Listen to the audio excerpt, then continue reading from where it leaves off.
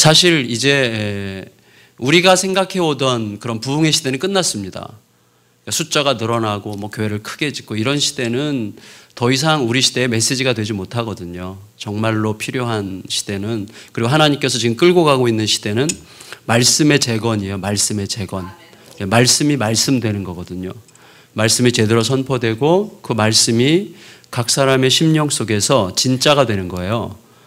그저 말씀을 아는 게 아니고, 말씀을 많이 또 익히는 게 아니고, 말씀 공부하는 게 아니고, 또 말씀과 접촉하는 접촉면이 점점 늘어난다, 이런 게 아니고, 단 한 줄의 말씀이라도 그 말씀이 나의 삶에서 오늘 실제가 되고 진짜가 되는 삶을 사는 그리스도인들을 통해서 그 말씀의 창조의 능력이 오늘 나의 삶에서 성령을 통해서 확증되는 삶을 계속 살아가는 것이 진정한 부흥인 시대가 왔어요.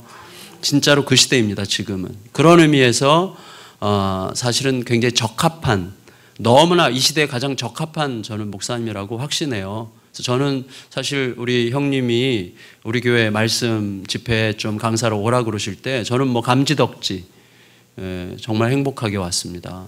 그리고 불러주신 거에 대해서 굉장히 영광스럽게 생각하고, 여러분과 함께 3일 동안 하나님의 말씀을 나누면서 하나님께서 우리에게 들려주시는 그 메시지를 우리 마음속에 잘 담고, 특별히 그 말씀을 저기에 있는 어떤 괜찮은 말씀이 아니라 내 가슴에 들어와서 나를 바꾸고 나를 다듬고 나를 조정하는, 그래서 나에게 어떠한 그 질문하는, 그리고 질문에 대해서 내가 대답하는 것으로 나의 삶을 살아내는 그러한 시간들이 될 수 있기를 축복합니다. 예. 오늘 저는 이제 오늘과 내일 이틀 동안은 엘리야에 대해서 얘기할 거거든요. 엘리야. 그래서 오늘 본문은 엘리야의 이제 갈멜산, 소위 그 갈멜산 대첩, 한산도 대첩이 있지만 엘리야의 이 갈멜산에서 영적 싸움을 갈멜산 대첩이라고 부를 수 있거든요. 그래서 이 부분과 관련해서 굉장히 중요한 포인트 하나를 잡아서 함께 말씀을 나누려고 합니다. 저는 엘리야가 아합 왕에게 제안을 했단 말이에요. 갈멜산으로 당신이 왕실에서 서포트하고 있는 그 선지자들 좀 다 모이라고 하십시오. 나랑 함께 영적 대결을 벌여서 누구가 섬기고 누가 부르고 있는 하나님이 진정한 하나님이신지를 우리가 객관적으로 입증받도록 합시다. 이제 이런 얘기를 한 거잖아요. 자, 그 제안을 한 굉장히 중요한 이유가 있다고 생각이 됩니다. 저는 결국은 생명의 문제라고 생각해요. 생명. 그러니까 그 당시에 이스라엘 백성들이 수없이 바알의 이름을 부르고, 사실은 그들이 바알의 이름을 부를 때에 하나님의 이름을 부르지 않은 게 아니거든요. 하나님의 이름도 불렀어요. 근데 하나님도 찾았어요. 하나님께 예배도 드리고 제사도 드렸을 거예요. 그럼에도 불구하고 그들은 하나님도 섬기고 바알도 섬김으로써 하나님을 섬기지 않은 거죠. 제가 제 아내를 사랑하고 또 제 아내 외에 다른 여자를 사랑한다고 하는 것은 제 아내를 사랑하지 않는 거잖아요. 나 당신도 사랑하고 저 여자도 사랑해. 물론 뭐 옛날에 닥터 지바고 같은 데서는 그게 가능한 이야기인지 모르겠지만 실제로는 아니거든. 사랑이야말로 얼마나 배타적인 것입니까? 그 사랑 자체가 고귀하고 거룩할수록 사랑은 배타성을 갖는 거예요. 그러니까 이스라엘 백성들이 하나님 앞에서 하나님을 섬겼어요. 그렇지만 하나님을 섬긴다고 하는 것은 무엇입니까? 누군가를 섬긴다고 하는 것은 무슨 뜻이에요? 하나님께 내 전생애를, 내 모든 믿음의 근거를 그분께 두고 그분께 내 삶을 던지고 거는 거 아닙니까? 그게 섬기는 거죠. 그런데 하나님께도 걸고 다른 곳에도 걸어두는 거예요. 근데 이게 오늘날 그리스도인들의 가장 강력한 무기력함의 원인이 바로 이거예요. 저는 이거를 뼈저리게 경험을 했습니다. 사실은 머리로 경험하게 하신 게 아니라 제 삶으로 경험하게 하셨기 때문에 사실 이 열왕기상 18장 19장 말씀은 저의 삶의 문제예요. 그러니까 여기 계신 우리 샘물결교회 성도들과 나눌 가치가 있는 말씀이라고 생각이 됩니다. 그리고 굉장히 실제적인 말씀이에요. 이 엘리야가 이스라엘 백성들에게 누가 참 하나님이냐를 객관적으로 입증받도록 하자, 이게 뭐냐면 우리를 진짜 움직이는 생명이 뭐고 그 생명에 우리들의 인생을 걸고 있는가 하는 것을 그들에게 질문한 거거든요. 생명, 여러분 생명을 낳고 있습니까? 저는요, 제가 이제 서초동에 있는 한 70년 된 교회에 이제 담임 목사로 부임을 했어요. 한 5대째 담임 목사로 갔는데 거기 가서 이제 하여튼 좀 이따 기회가 되면 말씀을 드리고 상당히 이제 패배감을 가지고, 사실은 패배감보다도 하나님께서 저에게 엄청난 도전을 하셔가지고 이제 개척을 하게 됐는데, 개척지로 경기도 화성을 선택하게 된 결정적인 이유 두세 가지 중에 하나가 뭐냐면 살인의 추억이라는 이름 때문이에요. 경기도 화성 그러면 살인의 추억, 이것으로 유명하잖아요. 살인의 추억 아세요? 근데 오늘 신문인가 어제 신문에 난 거 보니까 경기도 화성이 우리나라 전국의 큰 도시의 범죄율 중에서 저 끝에 있어요. 범죄율이 그렇게 높지 않습니다. 이거 오명이에요. 사실은 경기도 화성은 살인사건이 많이 나지 않습니다. 그 영화로 그렇게 유명해져서 그렇지, 솔직히 서울이 최고로 살인사건 많이 나요. 서울의 어떤 동네 뭐 이런 데죠. 근데 어쨌거나 여러분이 지금 별로 공감해 주시지 않는 것을 안타깝게 생각하면서 자, 계속 말씀을 이어가면 화성에 딱 개척을 하니까요, 너무 좋은 거예요. 거기가 이제 조그만 도시가 있고 옆에는 딱 이제 논밭이고 조금만 가면 바다고 그러거든요.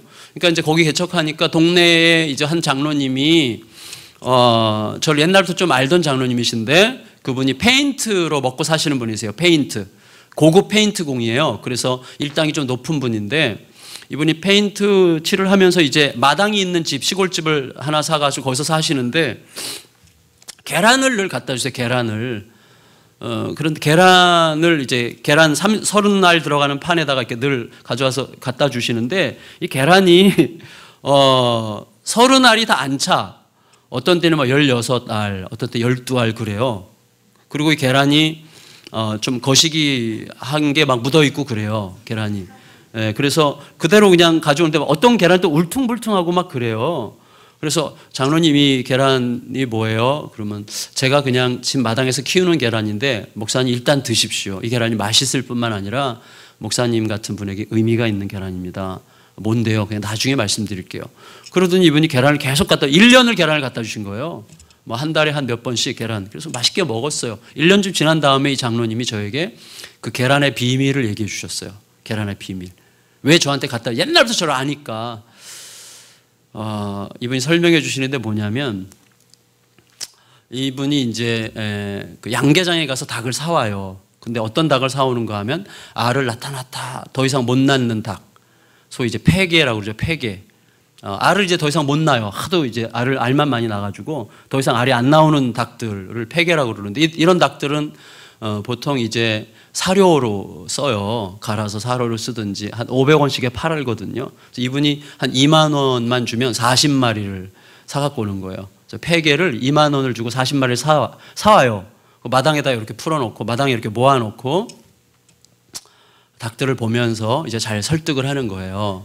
너 이제 알을 좀 놔줘야 되겠다. 이렇게 설득을 하고, 그 다음에 닭들이 꼬꼬꼬꼬 하면 바로 이제 굶겨요. 바로. 그래서 한 열흘에서 2주일 정도를 굶긴대요.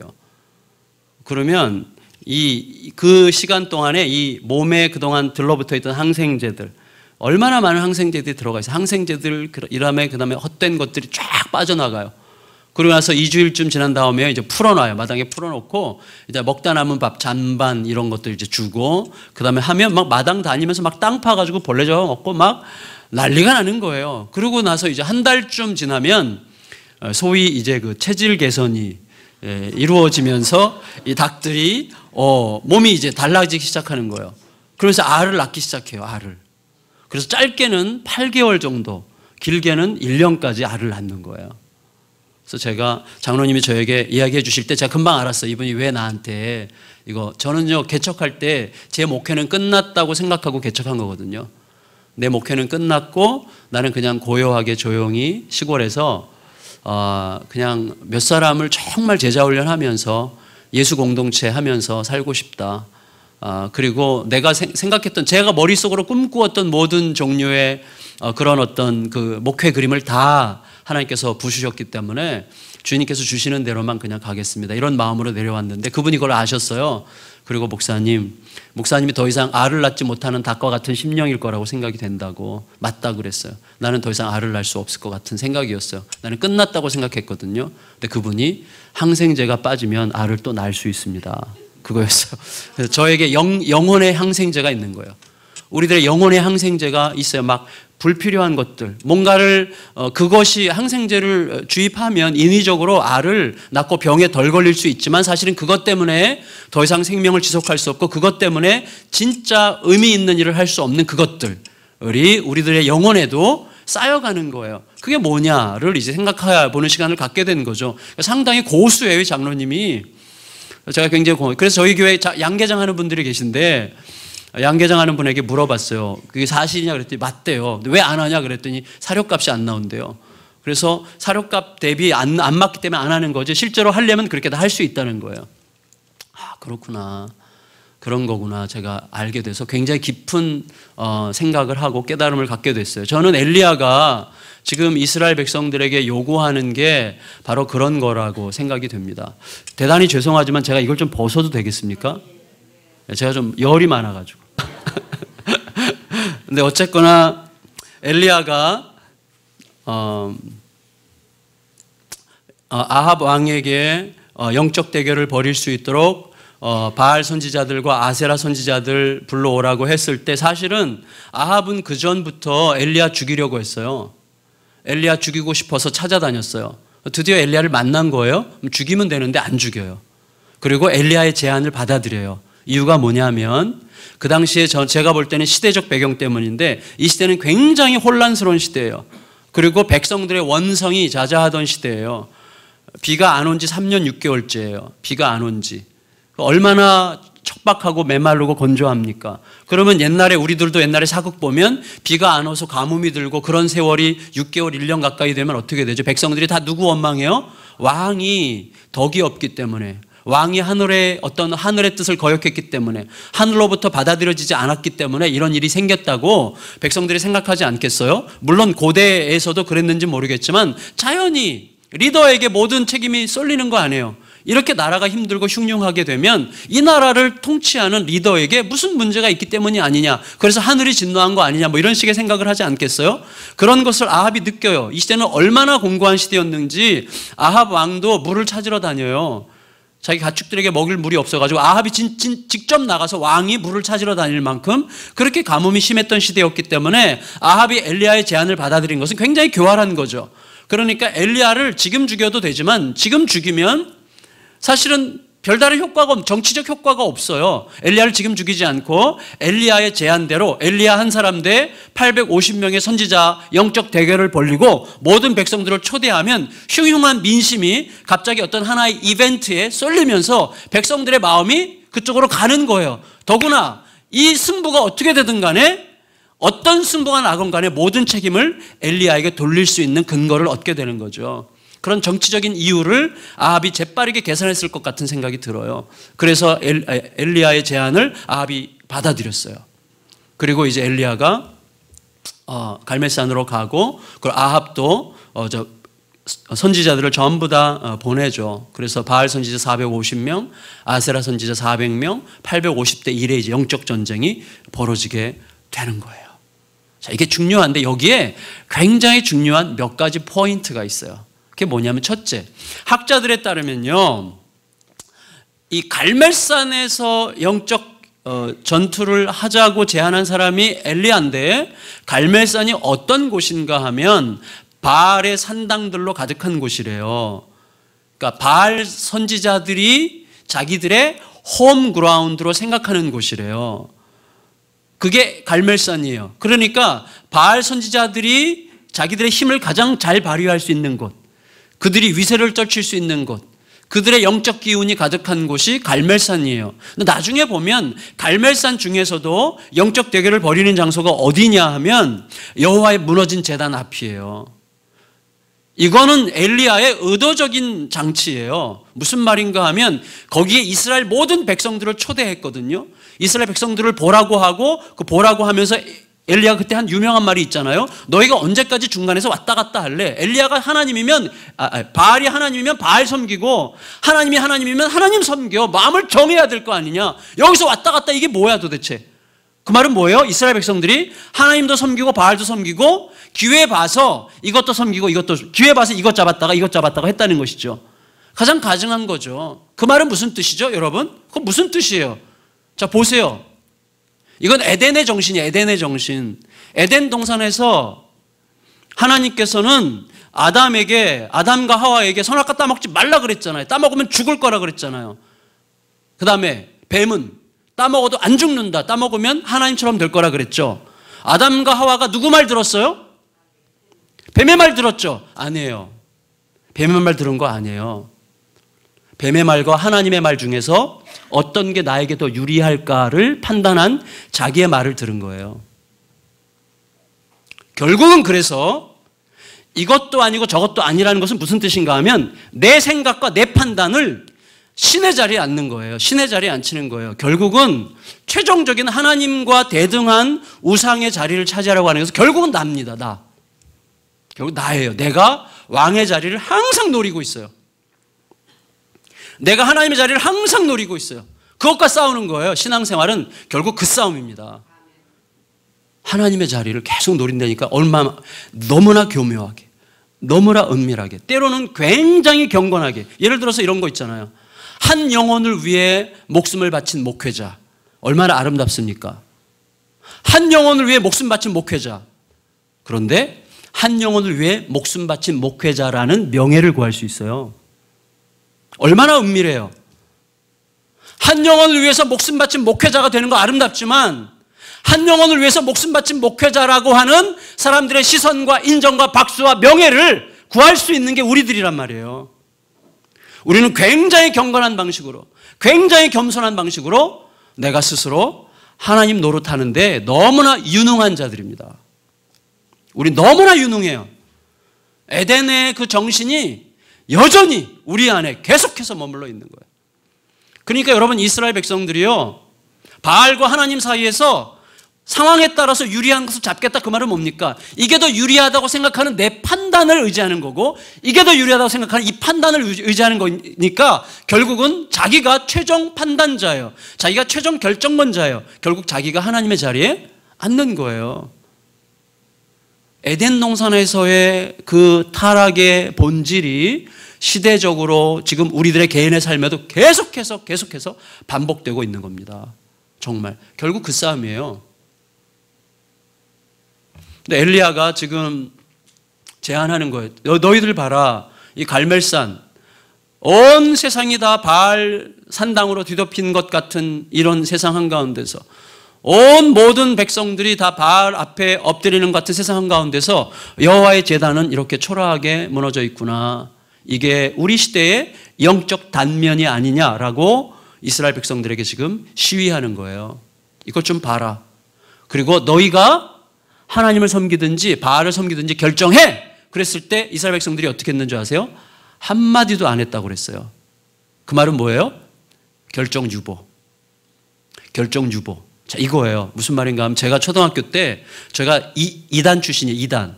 제가 딱 태어났을 때 태어난 곳이 경기도 부천시 신앙촌이었어요. 아세요? 옛날에 신앙촌 박태선. 저희 아버님이 박태선의 오른팔이었어요. 그래서 이건 자랑스러운 게 아니죠. 근데 제가 태어났는데 어떻게 해요? 태어났는데 그 집안에서 태어난 거예요, 제가. 물론 제가 초등학교 3학년 때 저희 집안이 전부 다 빠져나오는 하나님의 은혜를 힘입게 됐는데, 사실은 그 신앙촌에서 거기 살다가 6살 때 남양주에 있는 제2신앙촌이 있어요. 덕소라고. 그쪽으로 저희가 갔거든요. 거기 갔는데 동네 형 하나가 권투 글러브를 이제 한 세트, 2짝을 늘 들고 다니면서, 그때 유일한 우리들의 제일 최고로 좋아하는 간식이 뽀빠이였어요. 뽀빠이. 뽀빠이 기억나세요? 뽀빠이. 그 라면 이렇게 튀긴 거. 그거 먹고 싶네. 뽀빠이. 그거 들고 다니면서 권투를 붙였어요. 우리 초등학교 1, 2, 3학년 애들 모아놓고 막 붙이면, 이거 이제 즐기는 거죠, 이 형은. 이기면 2개, 지면 하나예요. 그러니까 그 하나 더 먹으려고 완전히 뭐 쌍꺼풀 터지면서 막 완전히 목숨 걸고 싸우는 거죠. 저는요, 제가 이렇게 도전 정신이 있어가지고 일단 그런 거 무조건 권투블럭부터 껴요. 지든지 이기든지 내가. 근데 제 친구 광국이랑 양수랑 둘이 있는데 이놈들이 옆에서 이제 응원을 하는 거예요. 제가 딱 권투블럭 끼면 정갑신 이겨라 이래야 되잖아요. 이렇게 응원 안 했어요. 이기는 편 우리 편, 이기는 편 우리 편. 그래서 그 친구들이랑 엄청 싸운 기억이 지금도 생생한데 그건 배신이잖아요. 배신. 정갑신을 선택하든지 적을 선택하든지 해야지. 이기는 편 우리 편 그 말이 얼마나 얍삽합니까? 그런데 솔직히 오늘날 그리스도인들의 영성이 현저하게 무능한 이유는 내 인생을 걸지 않기 때문이에요. 대부분의 그리스도인들이요, 제가 보면 죄송합니다. 저를 포함해서 우리들이 이기는 편 우리 편이에요. 하나님께 내 인생을 걸지 않습니다. 안 걸어요. 좀 마음을 정해야 되거든요. 진짜 마음을 확 정해야 됩니다. 생명이신 하나님께 마음을 확 정해야 돼요. 예배 시간에 이렇게 왔다 갔다 하지 말고 마음을 확 정해야 됩니다. 더워요? 더워서. 여러분, 근데 엘리야가 보면 적군에게 유리한 모든 조건을 다 줘요. 그렇죠? 그래서 갈멜산에서 여호와의 초라하게 무너진 제단 앞에서, 그리고 그들에게 모든 시간을 줘요. 너희가 먼저 해. 이 사람들이 보세요. 가짜는 시간이 오래 걸려요, 항상. 그래서 아침부터 저녁까지 시간을 다 써버렸어. 엘리야한테는 저녁 무렵에 잠깐 시간 주어졌어요. 저쪽이 바알 선지자들이 시간 다 썼는데 우리가 알듯이 전혀 아무런 미동도 없었어요. 그렇죠. 근데 여기 굉장히 중요한 포인트 하나가 있어요. 뭐냐면 이거예요. 엘리야는 왜 참 하나님이심을 입증받자고 하면서 하늘로부터 불을 내리는 신이 참 신임을 우리가 인정하기로 하자라고 했을까 하는 거예요. 이게 저에게는 질문이 되었어요. 왜냐하면 아까 말씀드렸듯이 그 시대는 물이 필요한 시대였기 때문이에요. 물이 필요한 시대예요. 3년 6개월 동안 비가 안 왔어요. 지금 이게 실감이 안 나실 거예요. 여기 도시 분들은 실감이 안 나요. 저도 평생 실감이 안 났어요. 도시에서만 살았기 때문에. 근데 제가 화성에 딱 개척을 하니까 알게 됐어요. 3년 전에 화성에 가뭄이 들었어요. 가뭄이. 3개월인가 비가 안 왔어요. 실제로 저에게 농사 짓는 분들, 양계장 하는 분들, 그다음에 축산업 하는 분들 여러분이 계시거든요. 제가 그때 실감이 나더라고요. 땅이 쩍쩍 갈라지는데요. 이게 보통 심각한 게 아니에요. 저녁 때마다 전화가 와요. 목사님, 양계장에서 전화가 오는 거예요. 목사님 기도하시는 거예요, 지금? 목사님 이번 주까지 비 안 오면 우리 닭들 다 죽습니다. 지금 양철이 너무 뜨겁고 이제 큰일 났습니다. 물도 부족하고. 또 이제 시온 목장에서 전화가 와요. 시온 목장. 목사님 기도 지금 좀 많이 해주세요. 이번 주까지 비 안 오면 거기에 100마리가 넘는 젖소를 키우시는데 우리 소들 다 죽게 생겼어요. 목사님 기도 좀 해주세요. 그 기도, 제 기도 제목 가지고요. 제가 새벽마다 교회 가가지고 주여, 제가 성도들 위해서 기도하기 전에 먼저 소들을 위해서, 닭들을 위해서 막 기도하는 거예요. 주여 이 소들 좀 살려주세요. 정말 제가 피부로 와닿더라고, 피부로. 그래서 제가 너무 감사했어요. 느껴지는 거예요. 근데 우리나라 같이 강수량이 그래도 웬만큼 되는 이런 곳에서도 그렇게 3개월 비가 안 오니까 그렇게 고통스러운데, 가뜩이나 비가 오지 않는 팔레스타인에서 3년 6개월 동안 비가 오지 않았다는 것은 여러분 얼마나 잔인한 일입니까?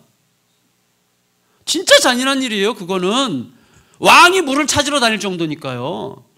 사람들이 모였다 하면 무슨 얘기예요? 모였다 하면 물 얘기죠. 언제 씻어봤어? 나는 그래도 다행히 2달 전에 씻어봤는데. 야, 좋겠다. 난 지금 넉 달째 못 씻고 있어. 뭐 이런 거 아니겠어요? 물 언제 마셔봤어? 물? 갑자기 물 마시고 싶죠? 물 언제 마셔봤어? 나 지금 일주일째야. 뭐 이런 얘기 할 거 아니겠어요? 그러니까 사람들이 모이면 항상 무슨 얘기요? 물 얘기. 비가 언제 오나? 물 찾았어? 어디 물군원 있다는데 한번 가보자. 막 우르르 갔다가 실망하고 오고, 또 어떤 사람들이 먼저 선점하고 막 물 해가지고 막 물 팔고 막 별 이상한 일들이 많이 일어나지 않았겠습니까? 그러니까 사람들의 모든 관심은 오직 물에 쏠려있어요. 물. 모였다면 물 얘기밖에 없어요. 물 얘기밖에. 모든 관심은 물이에요. 그 물. 근데 엘리야는 물이 아니라는 거예요. 물이 필요한 시대에 하늘로부터 물을 내려주는 신이 진짜 신이어야 되죠. 모두가 다 기다리는 게 물인데, 근데 엘리야는 물이 아니라는 거예요. 불이라는 거예요. 불. 이게 저에게 굉장히 의미 있게 와닿았어요. 굉장히 의미 있게 와닿았어요. 여러분, 우리 시대의 불은 뭡니까? 불. 우리 시대의 물은 뭡니까? 물. 뭐 자녀 문제겠죠. 자녀. 우리 애만 잘 되면, 취업만 되면, 뭐 결혼, 직장 성공, 사업 성공, 결국은 그 모든 것 안에 뭐가 있어요? 소위 안전이라는 게 있는 거예요. 안전한 삶의 조건의 확보. 소위 확보의 신앙이 저는 오늘날 무리라고 생각합니다. 다른 사람에게 꿀리지 않을 어떤 삶의 조건을 확보하는 것. 내 자존심을 최소한 확보할 수 있는 그런 어떤 삶의 환경을 내가 갖는 것. 이런 확보의 신앙이죠. 자녀가 그래도 웬만큼이라도 돼야 이런 거 아니겠어요? 또 우리 집이 좀 웬만큼이라도 돼야 항상 우리들의 마음속에 있는 건 지금 뭐냐면 내 성을 이렇게 만들어, 내 성을 어느 정도 만들어 두는 게 우리 시대에 저는 무리라고 생각해요. 그건 모든 시대의 무리죠. 돈일 수 있겠죠. 돈. 여러 가지로 상징될 수 있겠는데 우리 시대에도 무리 있어요. 모였다 하면 무슨 얘기 하세요? 모였다 하면 나의 모든 관심 어디에 쏠려 있어요? 그게 무리예요. 근데 엘리야는 물이 아니라는 거예요. 불이라는 거예요. 불. 불이 뭡니까? 불. 불은 하나님께서 나의 예배를 내가 하나님을 향하여 하나님 저에게 하나님의 마음을 보여주십시오라고 하나님 저희 예배를 받아주십시오라고 하나님을 향할 때 나의 마음을 받으셨다는 객관적 증거가 불 아니겠어요? 불은 뭐예요? 예배가 된 거죠. 나의 예배가 하나님께 받아들여져서 하나님이 나의 예배를 받으셨다는 객관적 증거가 내려오므로 나와 하나님 사이에 막혔던 담이 허물어지고 나와 하나님 간에 생명이 소통하는 게 불 아니에요? 불은 한마디로 뭐예요? 하나님과의 관계 회복이에요. 하나님과의 관계 회복. 하나님의 생명이 내 안으로 들어오고 내가 그 생명에 반응하고 대답하는 삶을 살아가는 거예요. 하나님과 나 사이의 관계가 뚫리는 거예요. 그게 불이에요. 이스라엘 백성들에게 엘리야가 지금 메시지를 던지는 겁니다. 너희들 지금 다 물 구하고 있고 당장 필요한 거, 이거 없으면 죽을 것 같이 생각하는 그것만 있으면 다 행복할 것 같은 그거 구하고 있지? 아니야. 저는요 이런 대목에서 뭐가 생각이 났는가 하면요, 여러분 시편 23편 아시죠? 시편 23편 1절 아시죠? 같이 한번 외워보겠습니다. 시편 23편 1절 시작. 여호와는 나의 목자시니 내가 부족함이 없으리로다. 자, 이 구절을 한번 생각해 보세요. 시편 23편 1절은 낭만적인 내용이 아니더라고요. 보니까 낭만적인 게 아니에요. 여러분 절 보세요. 자, 이거 잘 생각해 보세요. 여호와는 나의 목자시니 내게 부족함이 없으리로다. 우리들이 원하는 삶을, 우리들이 정말 원하는 삶은 어떤 삶입니까? 부족함이 없는 삶이에요. 우리는 부족함이 없는 삶을 원해요. 부족함이 없는 삶의 절정이 천국이죠. 천국 가면 아무것도 부족하지 않잖아요. 그런데 우리는 이 땅에서 부족함이 없는 삶을 추구하고 있어요. 그렇죠.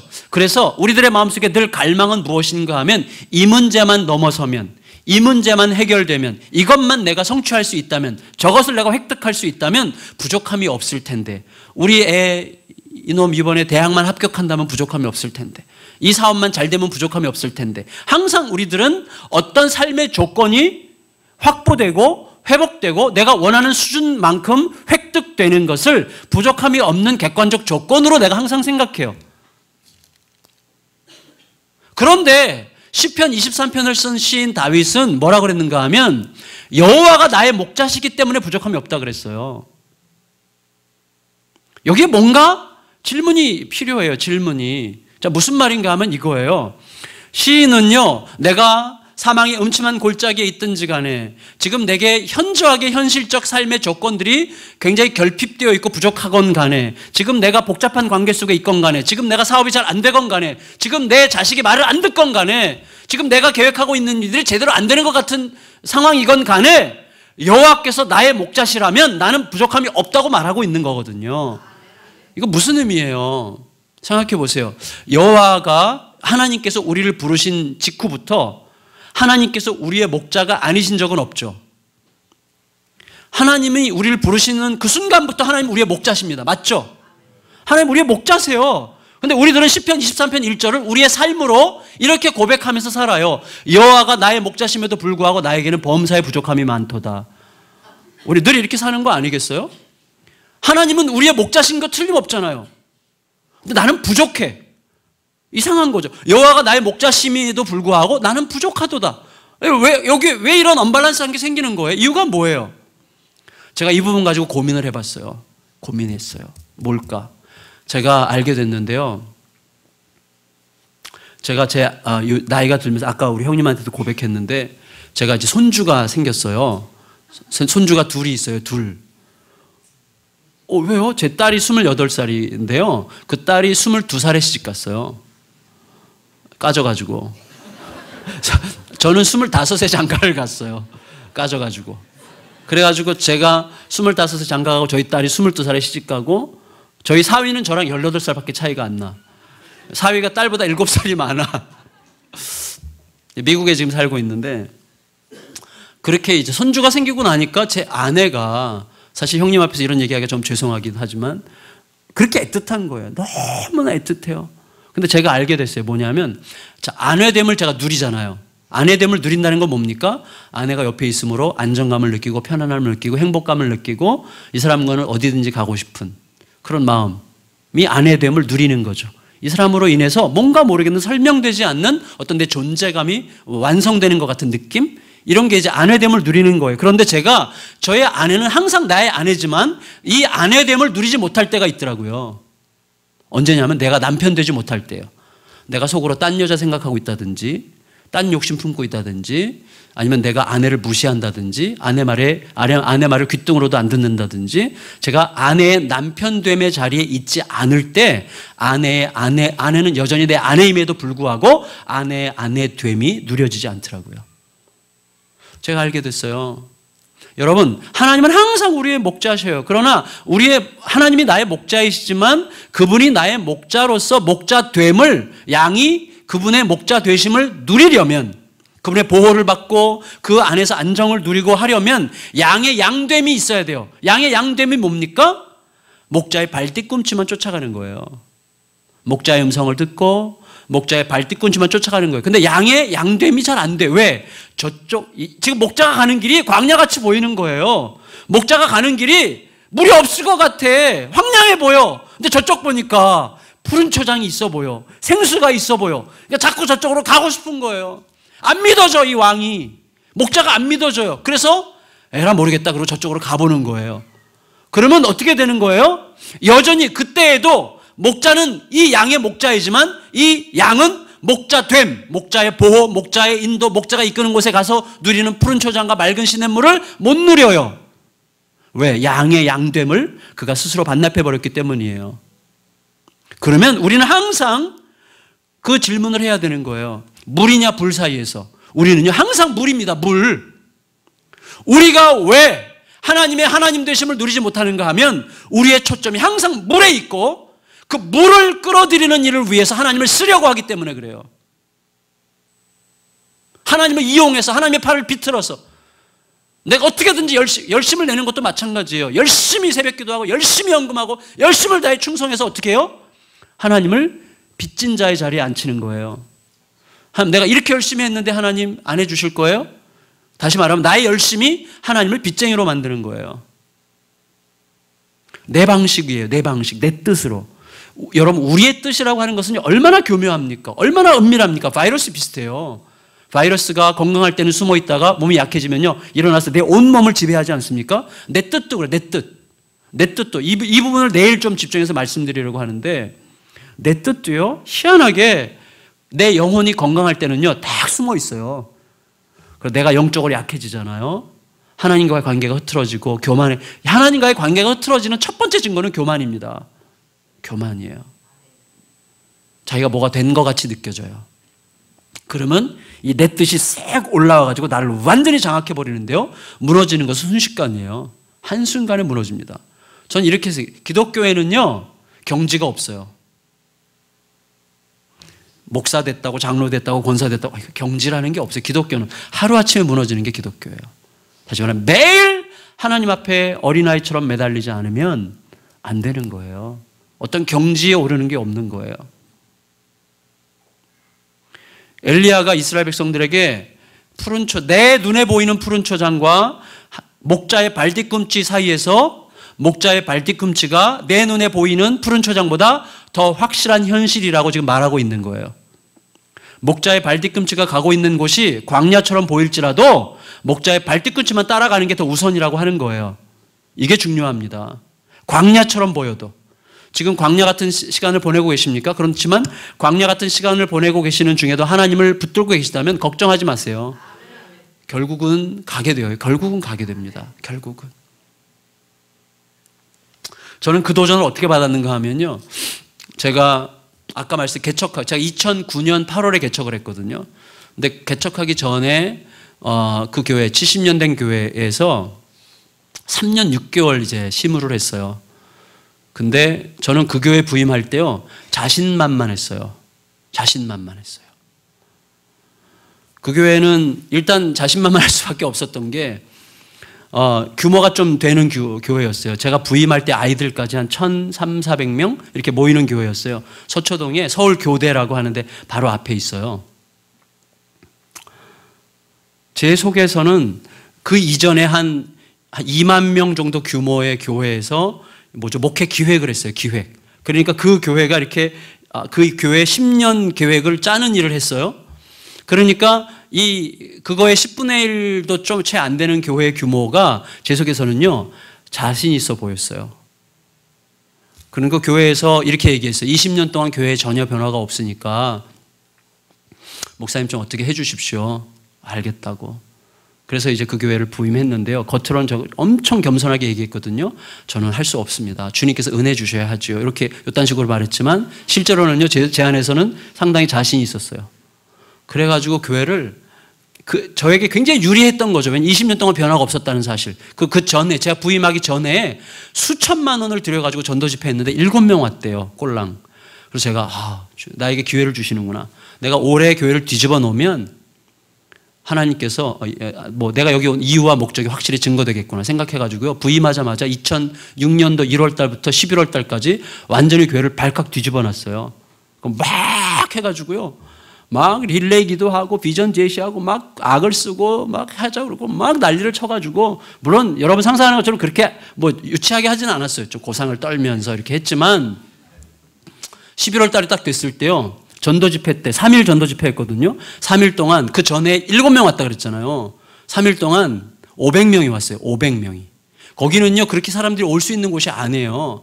이쪽으로 5분 가면 사랑의 교회, 이쪽으로 5분 가면 온누리교회. 그 중간에 딱 교회가 있어요.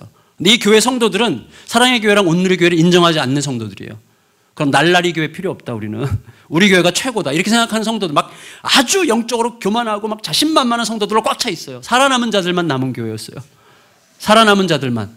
다 뒤에 있는, 빌딩 있고 막 돈 많고 이런 사람들만 다 남았어요. 자랑할 게 남아있는 분들만 남아있는 교회. 너무나 비정상적이죠. 그런데 500명 중에서 180명이 등록을 했어요, 교회에. 교회가 발칵 뒤집어졌어요. 그리고 첫 해에 한 300명이 새가족이 왔어요. 첫 해에. 그래가지고 교회가 완전히 뭐라고 해야 될까요? 저는 영웅이 된 거예요, 영웅. 저 영웅이 됐다니까요, 교회에서. 그리고 나서 우울증에 걸렸어요. 하나님이 저에게 정말 은혜를 주신 건데요. 여러분, 제가 알게 됐어요. 여러분, 인간적 열심으로도 숫자는 늘릴 수가 있습니다. 거기에 하나님이 안 계세요. 숫자 늘어나는 것에 그렇게 목숨 걸 게 아니더라고요. 진짜 하나님의 말씀이 각 사람의 심령 속에서 살아나고 있느냐가 중요해요. 하나님의 말씀이 각 사람 속에서 일어나고 있느냐가 중요한데, 저는요, 왜 우울증에 걸렸는가 하면 그렇게 큰 일이 이루어지고 난 다음에 반대에 부딪혔어요. 반대. 장로님들 중에 몇 분이, 장로님들이 18분이었는데 그들 중에 15분이 저를 전적으로 지지하셨고 3분이 저를 밥맛 없게 생각하셨는데, 그 3분으로부터 이제 반대가, 태클이 들어오기 시작했어요. 근데 어떤 식의 태클이 들어왔는가 하면, 젊은 목사가 교회를 막 영웅이 되고 싶어 하는구나, 이런 거. 영웅이 되고 싶어서 여기 와서 저렇게 난리를 치는 거야, 이런 얘기를 막 뒤에서 쫙 흘리는 거예요. 그리고 젊은 목사가 와가지고, 그 교회 성도들이 연배가 굉장히 높은데 여기는 지금 흰머리가 거의 한 분도 안 계시네요, 흰머리가. 거기는요, 제가 설교하라고 딱 쓰면 흰머리 부대가 앞에 한 400명쯤 쫙 이렇게. 이제 70년 됐으니까 보라 희어져 추수하게 되었다 막 쫙. 근데 젊은 목사가 말이지 어른들 앞에서 여러분 하는 게 너무 듣기 싫다 막 이런 얘기를 뒤에서 막 흘리는 거예요. 저는 제가 이거 저의 이제 교만이고 제가 이제 무너지기 시작한 증거죠. 그 얘기를 듣고 제가 정말 여러분에게 그렇게 들렸을 수 있겠네요. 제가 말을 좀 조심하겠습니다. 이렇게 하면 되잖아요. 얼마나 자신만만하고 얼마나 교만해졌는지 그 말을 듣고는 그 다음 예배 시간에 제가 이렇게 얘기했어요. 여러분 중에 여러분을 여러분이라고 한다고 굉장히 기분 나빠하는 여러분들이 많이 계신 것 같은데 제가 여러분을 여러분이라고 그러지 니네들이라 그래야 되겠습니까? 막 이렇게 얘기를 했어요. 그러니까 성도들 대부분이 막 웃어요, 이쪽에서는. 근데 이쪽에 일부분은 다 팔짱 끼고 너 두고 보자 뭐 이런 이제 분위기가 돼요. 그러니까 제가 편을 갈라버린 거예요. 제가 아주 바보짓을 한 거고 목회가 뭔지를 몰랐어요. 그리고 이제 사방에서 태클이 들어오고 반대가 들어오니까 제가 못 견뎠어요. 못 견디니까 첫 번째 증거, 머릿속에 미운 사람이 생기기 시작하니까 어떻게 돼요? 밤에 잠을 못 자. 4주 동안 제가 잠을 못 자고 나니까요 미치겠더라고요. 4주가 잠을 못 잤어요. 막 심장이 벌렁벌렁거리면서. 그래서 제가 쓰러져 가지고 병원에 강제로 입원해서요 10개월을 정신과 치료를 받았어요. 저 이래봬도 정신과 치료받은 목사입니다. 10개월을 정신과를 다니면서 치료를 받았거든요. 우울증에서 저는 죽는 줄 알았어요. 진짜로 죽는 줄 알았는데 그 끝에 누가복음을 읽는데요, 말씀도 안 읽혀요. 사실은 안 들어와요 말씀이. 근데 누가복음 6장 26절 말씀이 제 가슴 속에 제 심장을 꽂았어요. 거기에 이런 말씀이 되어 있어요. 안 찾으셔도 됩니다. 찾지 마시고요, 또 필기도 하지 마세요. 집에 가서 안 읽으실 거예요 아마도. 보시면 이렇게 되어 있어요. 모든 사람에게 칭찬을 받는 자에게 화가 있도다. 너희 조상들이 거짓 선지자들에게 이와 같이 하였느니라. 그 말씀이요, 그전에도 무수히 많이 읽었던 말씀인데 이 말씀이 지금 나에게 하시는 말씀이라고 가슴이 확 꽂혔어요. 내가 섬긴 것은 하나님이 아니고 내가 참 괜찮은 목사라고 하는 사람들의 인정과 평가와 박수를 정말 목마르게 갈망했다는 사실을 제가 알았어요. 내 신은 하나님이 아니라 내 명예였어요. 괜찮은 목사, 훌륭한 목사, 우리가 진짜 괜찮은 목사 모셨구나라는 사람들의 평가와 판단과 인정과 박수를 너무너무 목마르게 기다렸다는 것을 제가 알았어요. 진짜로. 하나님 앞에 정말 거의 한두 달을 어마어마하게 회개했어요. 그리고 하나님 모든 것을 내려놓겠습니다. 모든 것을 내려놓겠습니다. 그랬어요. 그렇게 1년을 기도했는데 1년 후에 제가 선교사로 가면 좋겠다. 이 목회 현장. 그때는 이제 다 회복이 됐고 교회도 많이 안정이 됐는데 교인들도 많이 늘었어요. 근데 선교사로 가면 좋겠다. 그리고 선교사 가면 어떨까 생각하니까 막 날아갈 듯이 기뻐. 집에 가서 아내한테 여보 나 선교사 가면 좋겠다는 생각하니까 너무너무 행복한데 어떻게 생각해? 그랬더니 아내가 여보 진짜 너무 좋은 생각이야. 너 혼자 가 그러더라고요. 그래서 제가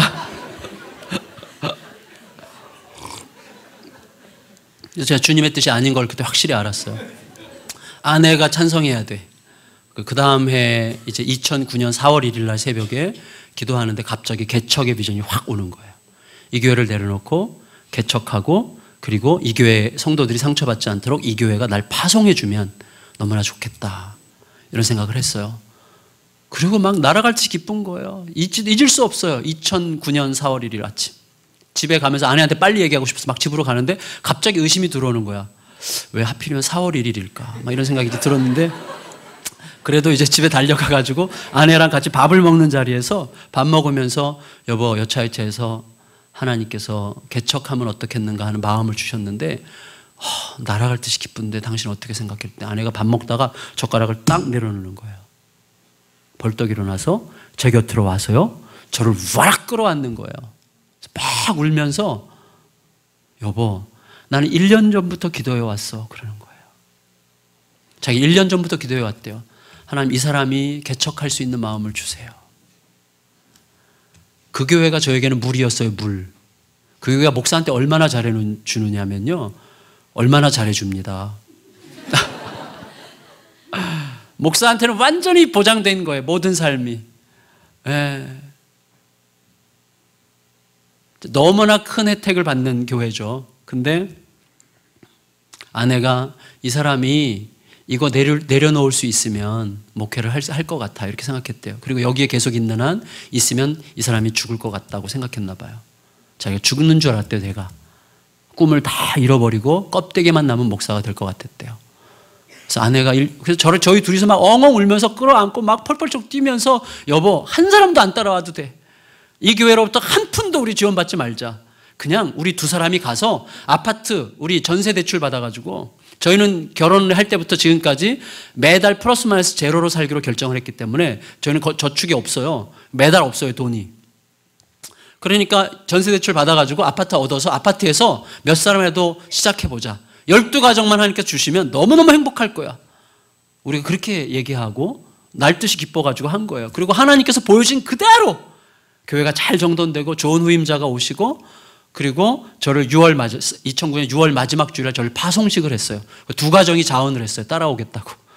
두 가정이 양재동에 사는, 서초동에 사는 한 가정, 양재동에 사는 한 가정이 따라서 개척지에 내려왔는데 그때로부터 1년에 걸쳐서 한 50명 정도가 따라 내려왔어요. 서초동에서 화성까지. 그들 중에 반은 아예 이사를 해버렸어요. 화성으로. 그래서 화성에서 강남으로 출퇴근을 해. 집 멀다고 여러분 여기 장로님 용인에서 지금 매주 역시 군인 정신이 멋있으세요. 거리는 비전에 의해서 전혀 문제가 되지 않는 거죠. 그래서 제가 깜짝 놀랐어요. 저는 사실 12가정을 놓고 기도를 하고 시작했거든요. 하나님이 그렇게 하시지 않더라고요. 제 기도를 안 들으시고 4주 만에 150명이 모였어요. 교인이. 그래서 하여튼 그래서 지금까지 이렇게 오게 되었는데 어쨌거나 중요한 건 뭐냐면 제가 절실하게 깨닫게 됐어요. 지금도 뭐 숫자니 뭐 이런 거는 그렇게 중요하지 않다는 것을 정말 확실하게 알게 하셨어요. 그게 아니라 하나님과의 관계예요. 생명이에요. 정말 생명. 하나님과의 생명의 관계. 그거밖에 없어요. 그래서 내 속에서 진짜 하나님의 생명이 나를 움직이고 있느냐 아니면 내가 하나님의 생명을 이용하려고 들고 있느냐 내가 하나님을 이용해서 은근히 왕노릇 하려고 하고 있느냐 이거 굉장히 예민한 문제거든요. 이게 굉장히 예민한 문제예요. 그래서 어떻게 하는가 하면요 엘리야가 모든 백성들이 보는 앞에서요 여호와의 무너진 제단을 먼저 수축해요. 자, 멋지지 않습니까? 모든 백성이 보는 앞에서 바알 선지자들이 아침부터 저녁까지 하루 종일 난리를 지겼는데 아무 일도 안 생겼어요. 근데 이제 엘리야가 자기 순서가 와가지고 제일 처음에 하는 일이 뭐예요? 여호와의 무너진 제단을 수축해요. 돌멩이를 갖다가 수축해요. 다시 쌓아요. 여호와의 무너진 제단을. 돌멩이 몇 개로? 12개예요. 돌멩이 12개로 제단을 쌓았어요. 거기서 뒤에 나중에 읽어보세요. 열왕기상 18장에 보면 12지파를 상징하는 12개의 돌로 무너진 제단을 쌓았다고 그랬어요. 다시 말하면 이스라엘 백성 전체를 하나님 앞에 산 제단으로 드리겠다는 뜻이에요. 그리고 거기다가 재물을 각을 떠서 올려놓은 다음에 거기다가 물을 부어요. 이 장면을 생각해 보세요. 지금 둘러서 있는 모든 백성들이 물을 피같이 생각해요. 그 물 때문에 3년 6개월 동안 고생했어요. 그 물 한 방울을 얻고 싶어서 그렇게 열망했는데 엘리야는 그 물을 그 재물 위에 갖다 보여. 4통이나 갖다 뒀어요. 4통이나. 4통이나 갖다 뒀는데 4통씩을 3번 갖다 뒀어요. 몇 통이에요? 12통을 갖다 뒀어요. 그 피 같은 물을. 사람들이 뭐라고 미쳤어 저 물을 저기다 아깝게 저기다 어떻게 부어? 나 지금 물 못 마신 지가 며칠째인데. 근데 엘리야는 아낌없이 쏟아부어요. 뭐예요 그게? 하나님 이 물이 아니에요. 모든 백성들이 지금 물 생각하고 물물물 하고 있고 물 없으면 죽을 것 같고 물만 있으면 살 것 같이 생각하지만 물이 없어서 죽는 게 아니라 하나님이 우리에게 내려주시는 불이 없으므로 우리가 죽게 생겼습니다. 이걸 모든 백성들 앞에서 시위하는 거예요. 모든 백성 앞에서. 거기다 물을 12통이나 갖다 부었어요. 그리고 기도하자 어떻게 됐어요? 하늘로부터 불이 내려서 모든 재물을 핥았어요. 물을 다 핥아버렸다고 그랬어요. 그러니까 어떤 일이 생겼어요? 하늘로부터 큰 비가 바로 그 다음에 내리잖아요. 큰 비가 그때 내려야 되는 거예요. 불이 오기 전에 물부터 갔잖아요. 그 사람은 저주받는 겁니다. 그건 저주예요. 하나님과의 생명의 관계가 회복되지 않은 상태에서 받는 모든 축복은 저주입니다. 왜? 그 사람으로 하여금 안정적인 삶의 환경을 주는 것일수록, 하나님을 아직 못 만났는데, 하나님과의 생명의 관계 속에 들어가 있지 않은데 그 사람에게 안정적인 환경이 계속해서 주어지는 것은 저주예요. 왜? 그로 하여금 하나님을 점점 더 멀어지게 만들고 더 이상 안 만나도 되는 것처럼 느끼게 만들잖아요. 이게 어마어마한 저주 속에 있는 거예요. 제가 아는 분으로부터 직접 들은 얘기예요. 어떤 청년 하나가 정말 자동차 광인데, 이 친구가 새로 나온 옛날에 스포츠카 중에서 현대자동차에서 나온 T자 써있는 스포츠카 있어요. T자 앞에 이렇게 써있는, 아세요? 티브런 말고 투가니스? 투수가니? 뭐 하여튼 그런 거 있잖아요. 그거가 너무너무 타고 싶다가 막 늘 이렇게 입에다 달고 다니는 거. 늘 입에다 달고 다녀. 뭐 어떤 청년은 버스 탔는데 너무 다리가 아파가지고 안고 싶다 막 그랬는데요. 차가 갑자기 급브레이크를 밟는 바람에 확 고개를 숙였는데 바로 앞에 앉아있는 할머니한테 막 숙여졌어요. 근데 그 상태에서 너무 안고 싶어서 안고 싶다 그러다가 귀싸대기 맞았다 그러더라고요. 제가 라디오 컬투쇼에서 들었는데. 근데 이 친구도요, 뭐 그 자동차 뭘 얘기하니까 고모가 부자야. 고모가 옆에서 듣고 고민하다가 몰래 사줬어요. 그 차를. 그 다음날 죽었어요. 몰고 나가가지고. 여러분 생각해 보세요. 그러면 자동차 생긴 건 복이 아니잖아요. 그러면 저주지. 그러니까 여러분, 우리들은 항상 물에 관심이 많아요. 물이 아닙니다. 그 자동차를 제대로 탈 수 있는 정신이 먼저 있어야죠. 불이 먼저 와야 물이 와도 그 물이 축복이지, 불이 오기 전에 물부터 얻으면 저주가 되는 거예요. 그래서 우리가 불을 구해야 돼요. 불을. 하나님과의 생명의 관계. 인생이 어디서부터 승부가 납니까? 성도 여러분, 자, 우리 인생을 하나님 나라에 대한 비유인데, 하나님 나라에 대한 비유 중에서 우리가 너무나 잘 아는 달란트 비유 아시죠? 달란트 비유. 우리 주일학교 아이들에게도 많이 가르치잖아요. 그거 한번 생각해 보고 말씀을 마칠게요. 자, 달란트 비유 한번 생각해 보세요. 달란트 비유에서 5달란트 받은 사람이 있고 2달란트 받은 사람이 있고 1달란트 받은 사람이 있는데, 1달란트 받은 인간은 못 남겼고 땅에다 묻어뒀고, 5달란트 받은 사람은 5을 남겼고 2달란트 받은 사람은 2를 남겼죠. 우리는 이 셋 인물 중에서 누가 되고 싶습니까? 우리가 이거 아이들에게 가르칠 때 아이들의 초점을 어디다 맞추려고 가르쳐요? 5달란트 받은 사람처럼 우리도 남기는 인생 살자, 이거 안 해요? 근데 이게 지금 비유가 하나님 나라 비유란 말이에요. 하나님 나라의 비유. 핵심이 뭐예요? 하나님 나라의 비유의 핵심. 남기는 인생 살아라? 저는 그거 아니라고 생각해요. 물론 남기면 좋죠. 근데 우리가 꼭 알아야 될 게 있어요. 뭐냐면 이거예요. 5달란트 받은 사람은 5달란트 남겼어요. 2달란트 받은 사람은 2달란트 남겼어요. 그래서 남기는 인생 살자고 얘기하지만 이 사람들이 어떻게 해서 남겼는지도 몰라. 어떻게 해서 남겼는지 아세요? 안 써 있잖아요, 성경에. 근데 어떻게 해서 남겼는지도 모르면서 남기자고 그래. 그러니까 못 남기는 거예요. 남기는 법도 모르면서 남기자고 그러니까 어떻게 남기겠어요? 남기는 법 아시는 분? 없잖아. 죄송해요, 반말해가지고. 없잖아요. 근데 우리는 남기자고 그래. 애들한테 계속 그렇게 가르쳐. 남기는 살아야지. 어떻게 하면 남겨요? 이렇게 하면 열심히 살아야지. 이렇게, 이건 답이 아니에요. 근데 거기에 가만히 들여다보면요, 힌트가 있어요. 힌트가 뭐예요? 1달란트 받은 사람이 힌트예요.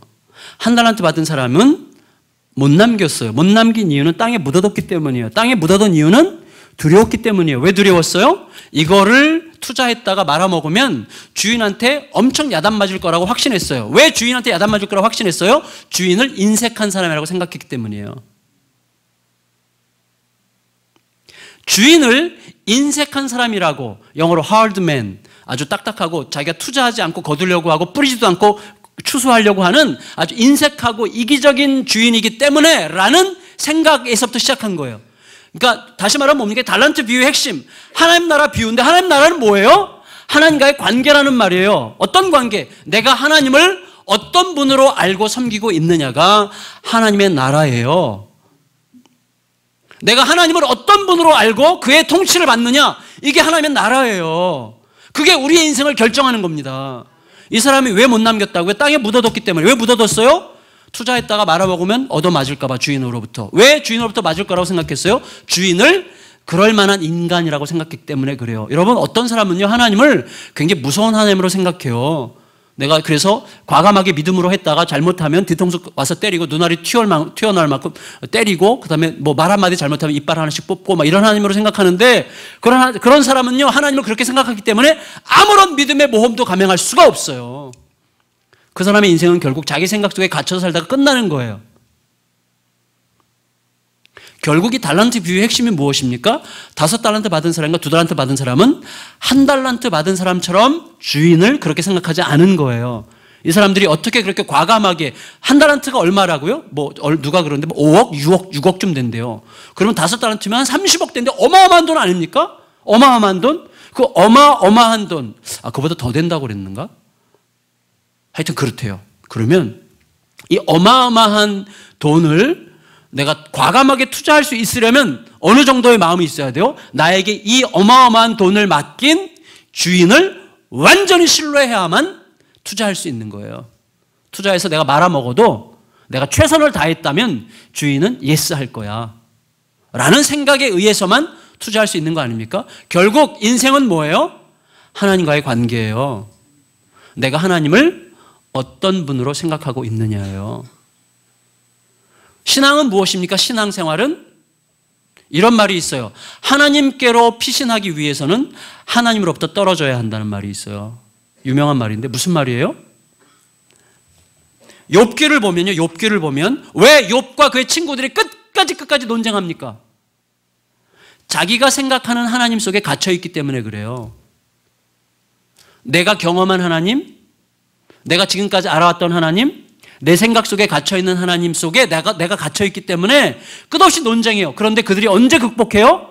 그들이 생각할 수 없는, 그들의 생각을 뛰어넘는 창조주 하나님의 말씀을 들을 때, 창조주 하나님을 만났을 때, 내 머리로, 내 생각과 느낌으로 판단할 수 없는 하나님을 만났을 때 경계선이 무너지면서 극복이 되고 회복이 되는 거예요. 중요해요. 무슨 말인가 하면 하나님을 진짜로 만나려면 내가 지금까지 생각해왔던 내 그림 속에 갇힌 하나님으로부터 벗어나야 됩니다. 그게 신앙생활이에요. 신앙생활은 뭡니까?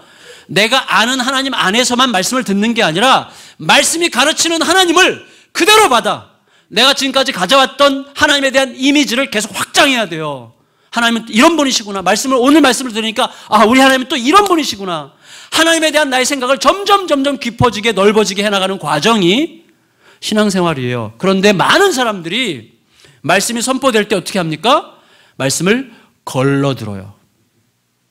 내 생각 속에 들어오는 것, 내가 이해할 만한 것, 내가 타당하다고 생각할 만한 것만 걸러서 받아요.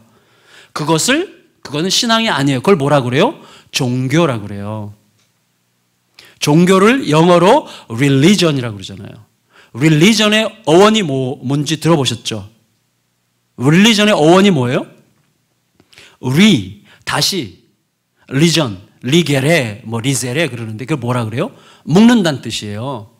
종교는 다시 묶는다는 뜻이에요. 다시 말하면 나에게 어떤 메시지가 오든지 내 안에서 스크린하는 거예요. 내게 이해되는 것, 받아들여지는 것, 내게 타당해 보이는 것, 내게 유리할 것처럼 생각되는 것, 내가 그대로 하면 내가 할 만하다고 느껴지는 것만 추려가지고 다시 묶는 것, 편집하는 것, 그게 종교예요. 그러면 종교 보세요. 편집할 때, 묶을 때 최종 판단자는 누구예요? 나예요. 그래서 모든 종교의 신은 납니다. 기독교 외에 모든 종교의 신은 나예요. 왜? 내가 필요한 것만 받아들이니까. 결국은 내가 최종 결정권자잖아요. 내가 하나님 노릇하고 있는 거예요. 그러니까 그 사람은 결국 자기 판단 속에 갇혀서 평생 살다가 끝나는 거예요. 신앙은 뭐예요? 이해되지 않아도, 합리적으로 보이지 않아도 하나님의 말씀이기 때문에 나를 거기다 던지는 거예요. 그래 결정해야 됩니다. 저는 요즘 많이 생각하는 게 뭔지 아세요? 똑똑한 사람은 절대로 홍해 앞까지 가지 않습니다. 홍해 앞은요 막다른 골목이거든요. 뒤에 애국 군대가 쫓아오고 앞에는 가로막혀 있고 옆으로 갈 데도 없어요. 홍해 앞은 막다른 골목이에요. 똑똑한 사람, 자기 머리 쓰는 사람, 계산 좀 할 줄 아는 사람은요, 절대로 홍해 앞까지 가지 않아요. 미쳤습니까? 홍해 앞까지 가게? 그래서 결코 홍해가 갈라지는 것을 못 보는 거예요. 홍해가 갈라지는 것을 못 봐요. 그 사람은 결국 홍해가 갈라지는 것은요, 내 생각을 뛰어넘는 자리로 가야만 볼 수 있는 거예요. 언제? 말씀이 나를 끌고 가야 돼요. 내 판단, 내 느낌, 내 감정, 내가 유리하다고 계산하고 생각하는 어떤 것이 아니라 하나님의 말씀 앞에 나를 그냥 던져버려야 돼요. 그 이야기를 내일 조금 더 하려고 합니다. 기도하겠습니다.